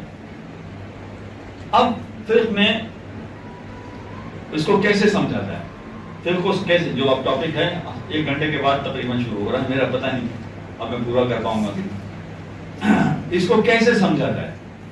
فقہ کو سمجھنے کے لیے ایک چیز ذہن میں رکھیے، یہ ایک سبجیکٹ ہے، جیسے دوسرے سبجیکٹ ہوتے ہیں، یہ ایک سبجیکٹ ہے، فقہ ایک سبجیکٹ ہے. اور ہر سبجیکٹ کو سمجھنے کا اس کا اپنا طریقہ ہوتا ہے. آپ ایک طریقے کے سبجیکٹ کو دوسرے طریقے سے نہیں سمجھ سکتے، ہر سبجیکٹ کو سمجھنے کا اس کا اپنا طریقہ ہے. اب مثال سنیے، مثلا میتھمیٹکس ایک سبجیکٹ ہے، اس کو سمجھنے کا طریقہ کار کیا ہے؟ اس کا سمجھنے کا طریقہ کار یہ ہے کہ 2 + 2 = 4. اب وہ چاہے دن میں ہو تو بھی 4 ہوگا، رات میں ہو تو بھی 4 ہوگا، مشرق میں ہو تب بھی 4 ہوگا، مغرب میں ہو تب بھی 4 ہوگا، بچے کے لیے ہو تب بھی 4 ہوگا، بوڑھے کے لیے ہو تب بھی 4 ہوگا. 2 + 2 = 4. ٹھیک ہے، یہ میتھمیٹکس کو سمجھنے کا طریقہ ہے کہ آپ میتھمیٹکس کو اس طرح سمجھیں گے، ہر ایک کے لیے یہ الفاظ. لیکن اسی فارمولے کے تحت اگر آپ کوئی اور سبجیکٹ سمجھنا چاہیں تو نہیں سمجھ سکتے، غلط ہو جائے گا. آپ اس کی مثال سنیے، مثلا انگلش کا لفظ ہے، انگلش کا ٹاپک ہے، انگلش کا سبجیکٹ ہے، اس کو آپ سمجھنا چاہیں. انگلش کے ٹاپک میں پی یو ٹی کیا ہوتا ہے؟ پی یو ٹی پٹ. ٹھیک ہے، انگلش میں پی یو ٹی پٹ جیسے انگریز بولتے ہیں ایسا بولنا پڑے. اچھا، آپ کہیں گے میتھمیٹکس کی طرح یہاں پر بھی اگر پی یو ٹی پٹ ہے تو بی یو ٹی بٹ ہونا چاہیے، ہے کہ نہیں؟ بی یو ٹی بٹ ہونا چاہیے. تو آپ اگر انگریز سے کہیں کہ بھئی یہ آپ لوگوں نے کیسی لینگویج بنا لی، یہ بی یو ٹی پٹ ہے تو بی یو ٹی بٹ ہونا چاہیے، یعنی صاحب یہ بی یو ٹی پٹ نہیں، بی یو ٹی بٹ ہوگا. اچھا، آپ کہیں گے بی یو ٹی بٹ ہوگا تو بی یو ٹی پٹ ہونا چاہیے، یہ مان لیجیے، وہ بھی نہیں مانیں گے. تو انگلش سمجھنے کا ایک خاص طریقہ، میتھمیٹکس سمجھنے کا ایک خاص طریقہ ہے. ٹھیک ہے، ایگزامپل سمجھ میں آ گئی. اب فقہ سمجھنے کا ایک بالکل الگ طریقہ ہے. فقہ سمجھنے کے لیے سب سے پہلے تو یہ ذہن نشین کرانا پڑے گا لوگوں کو کہ فقہ میں لاجک نہیں پوچھی جاتی. وائی؟ ایسا کیوں ہے؟ فقہ میں لاجک کبھی نہیں پوچھی جاتی، اس لیے کہ فقہ جو قرآن نے بتایا ہے، جو معصوم نے سکھایا ہے، اس کا خلاصہ مجتہد نے پیش کر دیا ہے. لہذا اس میں کبھی نہیں پوچھا جائے گا کہ وائی، ایسا کیوں ہے. یعنی اگر خواتین یہ کہیں کہ بھائی یہ طلاق کا حق مردوں ہی کو کیوں دیا گیا ہے، کیوں، وائی، تو بات تو صحیح ہے اپنی جگہ پر، بظاہر تو سمجھ میں آتی بھی ہے بات. اور مغرب والوں نے اس کو ایکسپٹ بھی کر دیا کہ ہاں بھائی مرد کو بھی اب طلاق کا حق ہے اور خواتین کو بھی طلاق کا حق ہے، انہوں نے ایکسپٹ بھی کر دیا. بات تو ٹھیک ہے اپنی جگہ پر. وہاں عورتیں بھی طلاق دے دیتی ہیں، وہاں پر طلاق دے کے الگ ہو جاتی ہیں، کوئی پرابلم نہیں ہوتا. لہذا اگر یہ سوال کیا جائے کہ اگر طلاق کا حق ہے تو یہ مردوں ہی کو کیوں ہے، عورتوں کو کیوں نہیں، یہ سوال نہیں. یہ سب سے پہلے ذہن نشین کر لیجیے کہ فقہ میں کبھی وائی نہیں ہوتا. کیوں ایسا ہے؟ اس کے پیچھے لاجک کیا ہے؟ لاجک کبھی نہیں بتائی جائے گی. اچھا، نہیں بتائی جائے گی کا مطلب یہ ہے کہ ایسا نہیں ہے کہ مجتہد کو پتا ہے. چلے میں کہوں گا مجھے نہیں پتا ہے کہ اس کے پیچھے لاجک کیا ہے. نہیں، مجتہد کو بھی لاجک نہیں پتا ہوتی. کئی ایسے مقامات ہوتے ہیں جہاں مجتہد کو بھی لاجک نہیں پتا ہوتی کہ اس کی وجہ کیا ہے.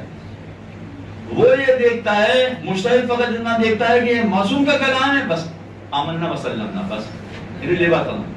یہ ثابت ہو گیا کہ یہ معصوم کا کہا ہوا ہے، یہ ثابت ہو گیا کہ یہ معصوم کا کلام ہے، بس بات ختم. اچھا اب یہاں بیچ میں بات روک کے ایک بات میں کہہ دوں، اگر آپ لوگوں کے سوالات ہیں تو آپ مجھے پرچی بنا کر ابھی سے دے دیں تاکہ میں اپنی گفتگو وہیں پر روکوں. آپ کے اگر سوالات عمومی ہوں گے تو میں جواب دوں گا، اگر خصوصی آپ کا پرسنل مسئلہ ہے تو بعد میں مجھے پوچھ لیجیے، بعد میں مجھ سے پوچھ لیجیے، میں پرسنل مسئلے کا بھی جواب نہیں دے پاؤں گا. ہاں اگر آپ کے عمومی سوالات ہیں تو مجھے پرچہ بھیج دیں، میں اسی اعتبار سے اپنے گفتگو آگے بڑھاتا ہوں. ایک چیز تو یہ ہے کہ اس میں یہ نہیں پوچھا جاتا کہ اس کے پیچھے لاجک کیا ہے، اور لاجک کئی مقامات پہ خود مجتہد بھی نہیں جانتا ہے کہ اس کی لاجک کیا ہے. ہم تو چھوڑیے ہماری کیا بساط ہے، بلکہ اس سے آگے کا ایک مسئلہ میں بتاؤں کہ اگر فرض کیجئے کہ کسی مقام پر قرآن نے بتا دیا ہے، حدیث نے، معصوم نے بتا دیا کہ یہ اس کی لاجک یہ ہے، پھر بھی ضروری نہیں ہے کہ اس لاجک کی وجہ سے وہ مسئلہ بنا ہو، یہ لازمی نہیں ہے. اب سنیے اس کی مثال. بسم اللہ الرحمن الرحیم. یا ایھا الذین آمنوا کتب علیکم الصیام کما کتب علی الذین من قبلکم لعلکم تتقون. آپ میں سے بہت سی ذاکرہ ہیں، آیت بھی یاد ہو گیا. کیا ہے؟ اے صاحبان ایمان تم پر روزہ اسی طرح سے فرض کیا گیا ہے جس طرح سے پچھلی امت پر فرض کیا گیا تھا. کیوں؟ لعلکم تتقون، تاکہ تم متقی بنو. ٹھیک ہے، لاجک بتا دی قرآن نے، لاجک بتا دی قرآن نے، لعلکم تتقون، تاکہ تم متقی بن جاؤ. اچھا اب اگر کوئی شخص یہ کہے کہ اس لاجک کی وجہ سے یہ روزہ واجب ہوا ہے، اس لاجک کی وجہ سے یہ روزہ واجب ہوا ہے، تو میں تو بالکل پکا متقی ہوں، تو مجھ پر تو روزہ فرض نہیں ہونا چاہیے، ہے کہ نہیں ایسا؟ اچھا چلیں آپ کہیں کہ بھائی تم کہاں سے متقی بن گئے، آپ مجھ سے سوال کر سکتے ہیں تم کہاں سے متقی بن گئے، میں مانتا ہی نہیں، تو میں متقی نہیں مانتا. چلیں ٹھیک ہے، عام آدمی کو نہیں مانتے، مراجع ہیں بہت سارے، ان کو تو مانیں گے نا کہ وہ متقی بنے، تو اس کا مطلب کہ روزہ ان سے ثابت ہونا چاہیے. لعلکم تتقون، متقی بن گئے، لاجک بھی بتائی ہے قرآن نے، لعلکم تتقون، تاکہ تم متقی بناؤ، متقی بن گئے. چلیں اگر کوئی شخص مرجع کو بھی نہ مانتا ہو، خود معصوم، کیا امیر المومنین پر روزہ فرض نہیں ہوگا؟ وہ تو امام المتقین ہے، امام المتقین. تو لاجک بتا دی قرآن نے کہ یہ تاکہ تم متقی بن جاؤ. تو لاجک بتانے کے باوجود روزہ ثابت تو نہیں ہوا. اس کا مطلب یہ ہو گیا کہ اگر کسی مقام پر قرآن یا حدیث لاجک بتا بھی دے تو اس کی وجہ سے مسئلہ نہیں بدلے گا، مسئلے میں کسی طرح تبدیلی نہیں آئے گی. اور بھی مثالیں میرے پاس، مگر میں اب زیادہ آگے نہیں مثالیں پیش نہیں کر رہا تھا. ایک مثال میرے خیال میں اسی طرح سمجھ میں آ گئی کہ لاجک اگر آ بھی گئی تب بھی ضروری نہیں کہ مسئلے میں تبدیلی آ جائے، مسئلہ اپنی جگہ پر رہے گا. تو اگر فقہ سمجھنا ہے کسی کو یا فقہ سمجھانا ہے کسی کو تو سب سے پہلے یہ سمجھانا پڑے گا کہ دیکھیں اس میں لاجک کی بات نہیں کیجیے گا، وائے کا سوال نہیں ہوگا، کسی طرح کا کوئی سوال نہیں ہوگا وائے. ہاں اس کے بعد کا مسئلہ کیا ہے؟ اگر یہ چیز ذہن نشین ہو جائے کہ کسی طرح کی لاجک نہیں چلے گی اس میں. اچھا مغرب والوں کے تو بے شمار اس میں اعتراضات ہیں، بے شمار سوالات ہیں اس میں، لیکن ان تمام سوالوں کا جواب، یعنی آپ فرض کر لیجئے کہ ان کے 1000 اعتراضات ہیں، ان 1000 اعتراضات کا یہ ایک ہی جواب ہے کہ بھئی فقہ میں لاجک نہیں ہوا، بس بات ختم ہو. وہ کہیں گے کہ یہ تو میں نے ایک مثال پیش کی. وہ دوسری بات یہ کہیں گے کہ بھئی مردوں کو 4 شادی کی اجازت کیوں ہے، عورتوں کو کیوں نہیں؟ یہ انڈر ایج لڑکیاں، یہ دعا زہرا، انڈر ایج لڑکیاں کیوں شادی نہیں کر سکتی ہیں یا کیوں شادی کر رہی ہیں؟ دونوں طرح کے اعتراض. اب اس میں باپ صحیح ہے یا بیٹی صحیح ہے یہ ایک الگ مسئلہ ہے، اس کو بھی طے کرنا پڑے گا فقہی مسئلے کے تحت. جو میڈیا میں شور شرابہ مچا ہوا ہے وہ اپنی جگہ پر، اس کی کوئی اہمیت نہیں ہے. اس مسئلے میں کیا صحیح ہے کیا غلط ہے وہ فقہ کے مسئلے کے تحت طے کرنا پڑے گا کہ کیا صحیح ہے کیا غلط ہے. لیکن اس کی تفصیل میں نہیں جا رہا ہوں، تو ایک الگ ٹاپک ہو جائے گا بالکل. تو اب یہ کہ انڈر ایج لڑکیوں کو شادی کی اجازت کیوں ہے، اور اس سے بھی بڑھ کر معاذ اللہ ثم معاذ اللہ وہ تو پیغمبر پر اعتراض کر دیتے ہیں کہ تمہارا پیغمبر تو وہ تھا کہ جو انڈر ایج لڑکیوں سے شادی کرتا تھا. معاذ اللہ ثم معاذ اللہ. تو یہ اعتراض یعنی 50,000 قسم کے اعتراضات ہوں گے ان کے, اور وہ اعتراضات وہ گورے پیش نہیں کر رہے ہوں گے, وہی اہل بیت کے چاہنے والے پیش کر رہے ہوں گے. بھائی ایسا کیوں ہے, ہمارے دین میں ایسا کیوں ہے, ہمارے مذہب میں ایسا کیوں ہے؟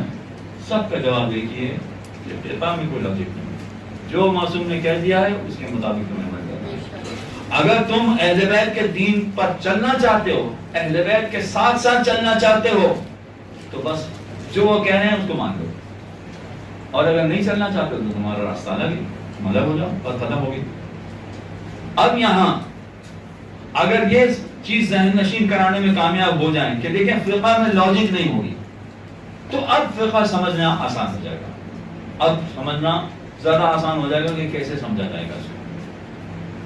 اب اس میں دوسرا طریقہ یہ ہے کہ فقہ سمجھنے کے لیے اگر کوئی شخص پوری توضیح المسائل رٹ لے اور لفظ بہ لفظ اس کو یاد ہو, صفحہ نمبر یاد ہو, اس کو لائن یاد ہو کہ یہ توضیح کے صفحہ نمبر فلاں پہ فلاں لائن میں یہ والا مسئلہ لکھا ہوا ہے مثلا, تو آپ کو کیا خیال ہے کہ وہ فقہ میں ماہر بن گیا, فقہ کا ماہر بن گیا؟ توضیح المسائل کی بات نہیں کرنا, ساری اس نے عربی کتابیں بھی رٹ لی, ساری اس نے فارسی کتابیں بھی مرجے کی رٹ لی, وہ فقہ کا ماہر بن گیا؟ نہیں بنے گا. یعنی وہ لفظ بلفظ ساری کتابیں یاد کر لے. اچھا یہ ضرور ہے کہ ان کتابوں کے بغیر پڑھے بغیر مہارت پیدا نہیں ہوگی. فقہ میں مہارت پیدا کرنے کے لیے ان کتابوں کو پڑھنا ضروری ہے, ان کو پڑھنا پڑے گا, اس کے بغیر مہارت پیدا نہیں ہوگی. لیکن فقط ان کتابوں کے پڑھنے کی وجہ سے مہارت پیدا نہیں ہوگی. اور یہی بڑا مسئلہ کہ ہمارے یہاں کراچی میں کتنے سینکڑوں مدارس ہیں, اور سینکڑوں مدارس میں سینکڑوں خواتین پڑھ رہی ہیں, اور سینکڑوں خواتین میں سینکڑوں ذاکرائیں ہیں, اور یہ ذاکرائیں بھی اچھے اچھے مدارس میں پڑھ رہی ہیں, اور اچھے اچھے مدارس میں پڑھنے کے باوجود انہوں نے فقہ بھی پڑھی ہوتی ہے اور فقہ کے باقاعدہ دروس لیے ہوتے ہیں, مگر اس کے باوجود مہارت پیدا نہیں ہوتی, اس کے باوجود وہ مسائل کا جواب نہیں دے پاتی. مسائل کا جواب دینا مشکل ہوتا ہے ان کے لیے. وجہ کیا ہے؟ وجہ اس کی یہی ہے کہ فقہ باقاعدہ ایک سبجیکٹ ہے, جس سبجیکٹ میں آپ سب سے زیادہ محنت کریں گے اس میں سب سے زیادہ آگے نکل جائیں گے. کچھ لوگ فضائل پڑھنے میں بہت محنت کرتے ہیں, اس میں آگے نکل جاتے ہیں. کچھ لوگ تبرہ پڑھنے میں بہت محنت کرتے ہیں, اس میں آگے نکل جاتے ہیں. کچھ لوگ اخلاقی باتیں پڑھنے میں بہت محنت کرتے ہیں, اس میں آگے نکل جاتے ہیں. ہاں, فقہ پڑھنے میں یہ لازمی ہے کہ فقط کتابوں کا پڑھ لینا کافی نہیں ہوگا. فضائل میں ممکن ہے کہ فقط آپ کتابیں پڑھ لیں تو آپ کو کسی کی ضرورت نہیں, آپ اچھے فضائل پڑھ سکیں. تبرہ میں ممکن ہے آپ کتابیں پڑھ لیں تو آپ کو کسی کی ضرورت نہ, آپ تبرہ اچھا پڑھ لیں, صحیح تبرہ پڑھ لیں. مگر فقہ میں ایسا نہیں ہو سکتا. فقہ میں کسی کی سرپرستی میں یہ سیکھنا پڑے گا, کسی کی سرپرستی میں یہ سبجیکٹ سیکھنا پڑے گا تب جا کے. اچھا, کسی کی سرپرستی میں اگر آپ یہ سبجیکٹ پڑھیں تو آپ کو وہ کچھ اصول سکھائیں گے, کچھ اصولی باتیں بتائیں گے. ان اصولی باتوں کی وجہ سے آپ کئی مسئلے حل کر لیں گے, کئی مسئلے حل کرنے کے قابل بن جائیں گے. مثلا ایک مسئلہ آپ کو بھی معلوم ہوگا, اس پلیٹ کے بارے میں مجھے شک ہے کہ یہ نجس ہے یا پاک, تو کیا سمجھوں میں؟ ٹھیک ہے نا, یہ تو پڑھا ہے آپ نے, بالکل سمجھ میں آ گیا, یہ اصول آپ نے سمجھا. اس ایک اصول کی مدد سے آپ 1000, 2000, 5000 مسئلے حل کر سکتے ہیں. کیسے؟ بھائی میں روڈ پر جا رہا تھا تو وہ چیٹے اڑ گئے, اس کو میں پاک سمجھوں کہ نجس سمجھوں؟ ہمارے یہاں ہندو کام کرتے ہیں دفتر میں, تو وہ بیسن وغیرہ دھوتے ہیں, تو وہ بیسن دھونے کے بعد جو ہم وہاں جائیں اور ہاتھ دھوئیں یا منہ دھوئیں تو چھینٹیں اڑیں, چھینٹوں کو ہم پاک سمجھیں یا نجس سمجھیں؟ یہ سارے مسئلے ہیں. بھائی باتھ روم میں ہم جاتے ہیں تو باتھ روم میں بچے پیشاب بھی کرتے ہیں اور چھوٹے بچے ہیں تو گندگی بھی پھیلاتے ہیں وہ. اب باتھ روم سے جو چھینٹا ہمارے کپڑوں پہ لگے گا وہ نجس ہوگا کہ پاک ہوگا؟ کتنے ایسے مسئلے ہیں، یہ 1000 2000 بھی میں نے کم کہہ دیا، سینکڑوں ایسے مسئلے نکل آئیں گے کہ جن کا حل نکل آئے گا. اس لیے کہ آپ نے ایک اصول سمجھ لیا ہے کہ اگر کوئی کسی چیز کے بارے میں شک ہو جائے کہ نجس ہے یا پاک ہے تو بات سمجھ جاتا ہے. تو اس کا مطلب یہ ہے کہ جہاں یہ کتابیں پڑھنا پڑتی ہیں، ان کتابوں کے ساتھ ساتھ اصول بھی پڑھنا پڑتے ہیں جس کی مدد سے سارے مسائل حل ہوتے ہیں. اور یہ اصول انسان خود بخود نہیں سمجھ سکتا ہے. یہ یاد رکھیے، آپ ہو سکتا ہے باقی کتابیں پڑھ کے بہت ماہر بن جائیں، آپ اخلاقیات کی کتابیں پڑھنے کے بعد اخلاقیات کا بہت زبردست درس دیں اور بہت زبردست تقریر کریں، مجلس سے پڑھیں آپ اس کی، یہ ہو سکتا ہے. لیکن فقہ میں ایسا نہیں ہو سکے. اس میں یہ اصول سمجھنے کے لیے ماہر کی ضرورت ہوگی جو سمجھائے اصول کے یہ کیسے بنتا ہے اصول، اور وہ سمجھائے تو اس کے بعد پھر آپ سمجھنے کے بعد ڈائریکٹ کسی کو بتانے کے بجائے پہلے ان سے پوچھیں گے جنہوں نے آپ کو سکھایا ہے، ان سے پوچھنا پڑے گا کہ یہ سوال ہے، کیا اس کا یہ جواب بنے گا، یہ جواب صحیح ہے کہ صحیح نہیں. یہ پوچھ کے آگے بڑھنا پڑے گا، تب فقہ میں جا کے وہ راستہ. ایک اور اصول، یہ اصول آپ، یہ تو چونکہ آپ کا جانا پہچانا تھا اس لیے میں نے آسان ترین اصول آپ کے سامنے سب سے پہلے پیش کیا. اب ذرا سا ایک اور اصول آگے بڑھتے ہیں. میں بہت مشکل باتیں نہیں بیان کرنا چاہ رہا. اب یہ طہارت و نجاست جس میں آپ کو مہارت ہے، اسی کی چند مثالیں آپ کو دے رہا ہوں، ورنہ تو بینکنگ کی مثالیں، ریٹائرمنٹ کی مثالیں کہ آدمی ریٹائر ہو گیا تو کیا کریں، پرائز بانڈ کی مثالیں، انشورنس کی، پتہ ہزاروں ٹاپک ہیں، ان سب کی الگ الگ مثالیں ہیں. ایک اور مثال طہارت کی سن لیجیے، بس میرے پاس شاید گنجائش نہیں ہوگی اس کے بعد. اب یہ پتہ نہیں مجھے سلوات پڑھے ذرا میں دیکھ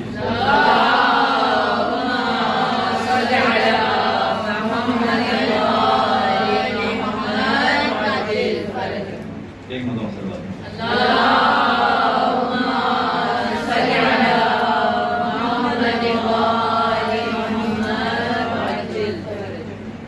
ایک اور طہارت کو اصول سمجھ لیں. اگر فرض کیجئے کہ آپ نے نماز پڑھ لی اور نماز پڑھنے کے بعد پتا چلا کہ آپ نے نجس لباس میں نماز پڑھی، آپ کی نماز صحیح ہے یا غلط ہے؟ صحیح ہے. جی صحیح ہے. غلط ہے دوبارہ صحیح نہیں اچھا، یہ ایک طہارت نجاست کا مسئلہ ہو گیا نا کہ بھئی کپڑے نجس تھے تو نماز صحیح ہے، نماز غلط ہے. اب پتہ نہیں صحیح ہے، ابھی بعد میں طے کریں گے. اچھا فرض کیجئے کہ ایک شخص کو وضو کرنا نہیں آتا تھا، اس نے غلط وضو کے ساتھ نماز پڑھ لی کچھ عرصے کے لیے، اس کی نماز صحیح ہے غلط؟ کیا ریزن ہے؟ آپ کپڑے میں تو یہ کہہ رہی ہیں کہ نہیں نماز صحیح ہے، وضو میں کہہ رہی ہیں کہ نہیں صحیح نہیں، کیا ہوتا ہے؟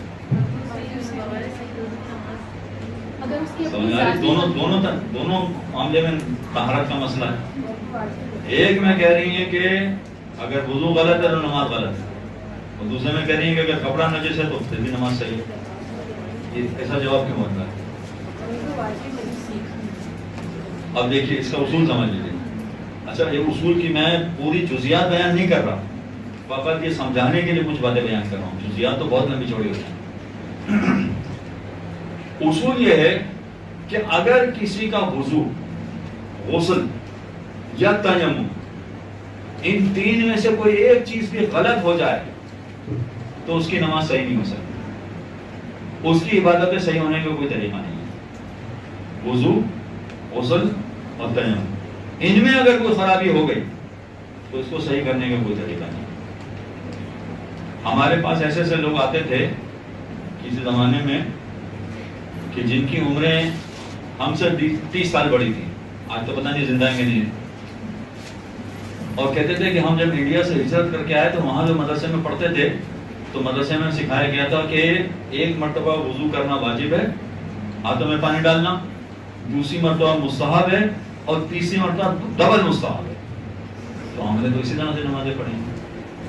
اب آپ بتائیے کہ ہماری نمازوں میں کیا ہو؟ اب ان کی عمر اس وقت 60 سال ہے مثلا. جواب آپ کو معلوم ہے؟ یعنی یہ کہتے ہوئے بڑی تکلیف ہو رہی. دیکھیے یہ بے دین نہیں ہے, یہ خدا کی نافرمانی نہیں کرنا چاہتا. اس نے بیچارے نے خلوص کے ساتھ نمازیں پڑھی ہیں اور پورے دھیان سے نمازیں پڑھی ہیں, مگر کیا ہوا کہ اس نے غلطی. جو مسئلہ سکھانے والا تھا وہ صحیح نہیں جانتا تھا, جس نے بھی مسئلہ سکھایا اس نے مسئلہ صحیح نہیں سکھایا, تو اس کے مسئلہ میں سکھانے کی وجہ سے اس کا موضوع غلط ہو گیا. چاہے اس کا کوئی قصور نہیں ہے, اس نے بالکل دیانتداری سے اپنی نمازیں پڑھی ہیں. قصور و مسئلہ بتانے والے کا ہو سکتا ہے میں کہوں کہ اس کا بھی قصور نہ ہو, اس کو کسی اور نے سکھایا ہے, نہ معلوم کیا ہوا.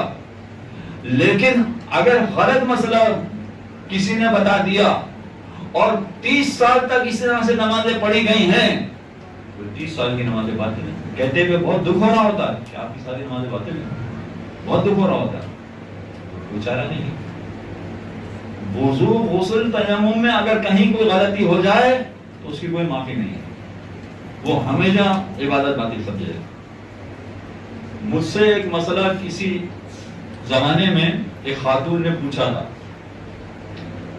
اچھا وہ خاتون بھی ایسی تھی کہ وہ باقاعدہ مدرسے آتی تھی اور باقاعدہ سارے مسائل سیکھے ہیں, شرعی باتیں سیکھی ہیں, اور ایک زمانہ ایسا تھا کہ خواتین کے مخصوص مسائل بتانے والی کوئی ذاکرہ تھی نہیں, کوئی معلمہ تھی نہیں. یہ میں آج سے 35 سال پرانی بات کر رہا ہوں. اس زمانے میں کوئی بتانے والا تھا ہی نہیں. خواتین میں سے کسی کو اتنی مہارت نہیں تھی کہ وہ خواتین کے مسائل بتا سکیں کسی کو. تو مجبوراً کئی کلاسز مجھے لینا پڑی تھی اس زمانے میں خواتین کے مخصوص مسائل کے حوالے سے. تو بہت ساری خواتین نے مسئلے سیکھے تھے اس زمانے میں, ساری باتیں سیکھی نہیں معلوم. اور اس زمانے میں کیسٹس ہوتی تھی, اور کیسٹ کی ریکارڈنگ بھی بہت ساری جگہوں پہ جاتی تھی, تو وہ اس کے ذریعے سے بہت سارے لوگوں نے سیکھا. یعنی میں جو یہ اپنا افسوس اور اپنا درد دل آپ کے سامنے بیان کر رہا ہوں کہ خواتین میں ہر طرح کے, بلکہ مردوں کی بھی بات میں نے بیان کر دی کہ ہر طرح کا بولنے والا آپ کو مل جائے گا. فضائل پڑھنے والا, تبرع پڑھنے والا, سیاست پڑھنے والا, اخلاق, ہر طرح کا مل جائے گا آپ کو. فقہ پڑھنے والا نہیں ملے گا. اور خواتین میں اور بھی کم ہے. اس وقت اتنے سالوں کے بعد میں فقط 2 خواتین ذاکرہ کو جانتا ہوں کہ جن کو فقہ میں مہارت ہے. فقط 2 کو میں جانتا ہوں, ہو سکتا ہے آپ کی نظر میں کچھ اور بھی ہو. نمبر 1 طاہرہ جعفر, پتہ نہیں آپ نے نام سنا ہے کیا؟ وہ بھی بہت زیادہ شوق رکھتی ہیں, اس وجہ سے ان کو مہارت ہو گئی, اور کافی انہوں نے ہمارے درس سنے ہیں. ایک طاہرہ جعفر ہے جو فقہ میں مہارت رکھتی ہیں, ایک زہرا یاسوبی, اور ان کو مہارت غالباً ان کے شوہر کی وجہ سے. حجت الاسلام مولانا عامر یاسوبی صاحب, وہ خود بہت بڑے فقہ کے ماہر ہیں, بڑے زبردست عالم ہیں وہ, تو ان کی وجہ سے ان کو مہارت ہوگی. ورنہ میں کسی کو نہیں جانتا کہ اتنی مہارت ہو کہ وہ کمپلیٹ باقاعدہ خواتین کے سارے مسائل بتا سکیں. نہیں, بڑے پرابلمز ہیں اس میں. تو وہ ایسی خاتون ہیں کہ جو باقاعدہ مدارس میں آنے کے بعد, درس لینے کے بعد, سب سیکھنے کے بعد ایک مسئلہ ان کو پیش آ گیا. وہ کیا کہ جب حج پڑھنے گئی تو طواف کے دوران میں ایک مسئلہ ان کے ساتھ پیش آ گیا, اور بعد میں آ کے انہوں نے وہ مسئلہ ہم سے پوچھا. تو میں تو مسئلے کا جواب جانتا تھا, اس کا جواب کیا ہے, فارمولا آپ کے سامنے پیش کر دیا جواب. لیکن اس زمانے میں غالباً 2 لاکھ کا حج ہوتا تھا, تو میرے لیے تو وہ 2 لاکھ کا مسئلہ تھا کہ اگر جواب ادھر ہو جائے تو 2 لاکھ گئے, اور جواب ادھر ہو جائے تو 2 لاکھ صحیح ہو گئے. لہذا مناسب ہی سمجھا کہ نہیں مسئلہ پوچھوا. چنانچہ مسئلہ پوچھوایا, پتہ چلا کہ وہی جواب آیا کہ نہیں, ان کا طواف غلط ہے, اور طواف غلط ہے لہذا حج بھی غلط ہے. وہ تو پریشان ہو گئی. آپ نے دیکھا چھوٹی سی غلطی ہے, چھوٹا سا مسئلہ, کتنا بڑا مسئلہ بن گیا, کتنا خطرناک قسم کا مسئلہ بن گیا. ہوتا اسی وجہ سے کہ اگر کچھ خواتین نے اس معاملے میں مہارت حاصل نہیں کی تو خواتین بیچاری محروم رہ جائیں گی, ان کو نہیں پتا چلے گا. یعنی وہ دل سے عبادت انجام دے رہی ہیں. جتنی زیارتیں عورتیں کر رہی ہیں اتنے مرد نہیں کر رہے ہیں, جتنے عمرے اور حج عورتیں کر رہی ہیں اتنے مرد نہیں کر رہے ہیں, جتنی نمازیں عورتیں پڑھ رہی ہیں اتنے مرد نہیں پڑھ رہے ہیں, مگر پھر بھی بیکار ہو گئی, پھر بھی ضائع ہو گیا. وجہ کیا ہے؟ کوئی بتانے والا نہیں، کوئی فقہ سمجھانے والا نہیں، سکھانے والا نہیں کہ یہ کیسے ہوگا. تو اس کا عبور اسی طرح سے حاصل ہو سکتا ہے کہ اس کے کچھ اصول ہیں. اصول میں یہ دوسرا اصول میں نے آپ کے سامنے بیان کر دیا کہ اگر وضو، غسل اور تیمم میں کہیں گڑبڑ ہو جائے تو وہ عبادت صحیح نہیں ہو سکتا، وہ تو باطل بھی ماننا پڑے گا. ہاں لباس میں اگر نجاست لگ جائے تو اس کے الگ مسئلے، جیسے آپ نے الگ الگ سب نے جواب دیے کہ کبھی وہ صحیح بھی ہو سکتا ہے اس لیے کہ پتہ ہی نہیں تھا کہ مثلا لباس نجس ہے، نماز کے بعد پتہ چلا کہ نماز لباس نجس ہے تو نماز صحیح ہو جائے. ہاں پہلے سے پتہ تھا کہ نجس ہے، نماز پڑھتے وقت بھول گئے تو بھی نماز غلط ہو جائے گی. آپ جانتی بھی ہیں سارے مسئلے آپ نے بتا دیے، اس میں یہ اختلاف ہو سکتا ہے لیکن وضو غسل میں کوئی اختلاف نہیں ہوگا. اب یہ تفصیل جو ہے وہ کافی لمبی ہو جائے گی، میرے پاس تو فقط 5 منٹ رہے گا بس. اب یہ میں سارے مسئلے تو نہیں بتا سکتا. یہ سوال پوچھا گیا کہ اگر کسی شخص نے تقلید نہیں کی تو اس کے لیے کیا حکم ہے. اب یہ نہیں کہا جا سکتا کہ اس کے سارے اعمال باطل ہیں، مگر یہ کہا جا سکتا ہے کہ زیادہ تر اعمال اس کے باطل ہوں گے، اس لیے کہ اگر وہ تقلید نہیں کر رہا تو اس کو احتیاط پر عمل کرنا پڑے گا، اور احتیاط پر کوئی عام آدمی عمل کر ہی نہیں سکتا.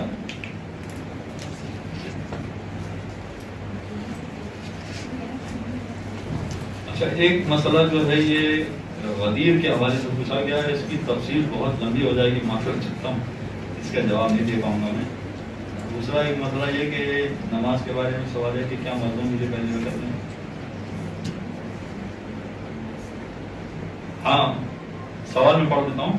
نماز کے بارے میں سوال یہ ہے کہ مردوں کے لیے پہلی 2 رکعت میں اونچی آواز سے نماز پڑھنا چاہیے اور باقی 2 رکعتوں میں دھیمی آواز سے نماز پڑھنا چاہیے. یہ ایک سوال ہے. اور آگے اس سوال کو بڑھایا گیا، یا پوری اگر کوئی نماز اونچی آواز سے پڑھے تو ٹھیک ہے، کیا حکم اس کے بارے میں؟ اصل میں الگ الگ ہے. فجر کی نماز، مغرب اور عشاء کی نماز، یہ 3 نمازیں ایسی ہیں جس میں مردوں کے لیے پہلی 2 رکعت بلند آواز سے پڑھنی ہے اور بعد کی 2 رکعت دھیمی آواز سے پڑھنی ہے. اور خواتین کے لیے ساری نمازیں اگر دھیمی آواز سے پڑھیں تو کوئی حرج نہیں ہے، لیکن اگر چاہیں تو مغرب، عشاء اور فجر کی نماز پہلی 2 رکعت اگر کوئی سننے والا نہیں ہے، یعنی نامحرم نہیں ہے، تو بلند آواز سے بھی پڑھنا چاہیں تو پڑھ سکتے ہیں. اور اگر کوئی دل میں نماز پڑھے تو اگر مرد کوئی دل میں نماز پڑھے تو نماز مرد کوئی جیسے دل میں ہی قرات کرے، دل میں ہی اذکار وغیرہ اونچی آواز سے نہ پڑھے. ہاں اس کا ایک الگ اصول ہے. اصول اس کا یہ ہے کہ مردوں کو پہلی 2 رکعت بلند آواز سے پڑھنا چاہیے 3 نمازوں میں، فجر، مغرب، عشاء. اگر کوئی پڑھے ہی نہیں، دل میں ان کی عادت ہے کہ دل میں ہی پڑھ. ہاں ان کا سوال جو ہے بڑا اہم ہے کہ اگر کوئی شخص جیسے قرآن پڑھا جاتا ہے بلکہ اخبار پڑھا جاتا ہے، تو جب وہ پڑھ تو نہیں رہا تو دل میں سارے اخبار پڑھ رہا ہوتا ہے، اگر قرآن بھی اسی طرح سے پڑھے اور نماز بھی اسی طرح سے پڑھے تو کیا ہوگا؟ نہ اس کی نماز ہوگی، نہ اس کو قرآن پڑھنے کا ثواب ملے گا. اور اگر باقاعدہ زبان سے پڑھنا ضروری پڑھے تو اس کی نماز ہو جائے گی. اگر عورت دل میں پڑھے، جیسے بعض دفعہ ہوتا ہے کہ یہ پڑھ رہے لیکن کبھی آواز میرے خیال میں ایسی دھیمی ہو جائے تو کیا وہ ہو جائے گی نماز؟ آواز دھیمی ہو مگر آواز ہو، یعنی پڑھا جائے فقط دل ہی دل میں، جس میں ہونٹ بالکل خاموش ہوتے ہیں، اس طرح سے اگر نماز پڑھی جائے گی تو نماز نہیں مانی جائے گی. ایک سوال ہے، جی ہم جنبش کریں اس طرح سے. ایک سوال ہے جی جی کہ زیارت پر ہم لوگ جاتے ہیں تو وہاں پر اکثر یہ ایسا ہوتا ہے کہ عورتوں کو بعض اوقات ایسی جگہ پہ نماز پڑھنی ہوتی ہے جہاں سے نامحرم گزر رہے ہوتے ہیں، تو وہاں کے لیے کیا حکم ہے؟ کہ ہم وہاں کھڑے ہو کے نماز پڑھیں تو ہماری نماز ہو جائے گی؟ کچھ مقامات پر مجتہدین نے اجازت دی ہے، خصوصیت سے ایسے بھیڑ کے مقامات پر، کہ جہاں پر اگر نامحرم آگے پیچھے سے گھوم رہے ہیں تو کوئی حرج نہیں ہے، آپ کی نماز ہو جائے گی. اور آواز کا پھر کیا حکم ہوگا؟ کیونکہ نامحرم گھوم رہے ہیں تو آواز کتنی؟ پھر دھیمی آواز سے نماز پڑھیں، پھر بلند آواز سے نماز نہ پڑھیں خواتین. دھیمی آواز جی خود سمجھ میں آ رہا ہو کہ پڑھ رہی ہیں، وہ دل میں نہ کہا جائے، باقاعدہ سمجھا جائے کہ پڑھ رہی ہیں، اس طرح سے نماز پڑھی جائے.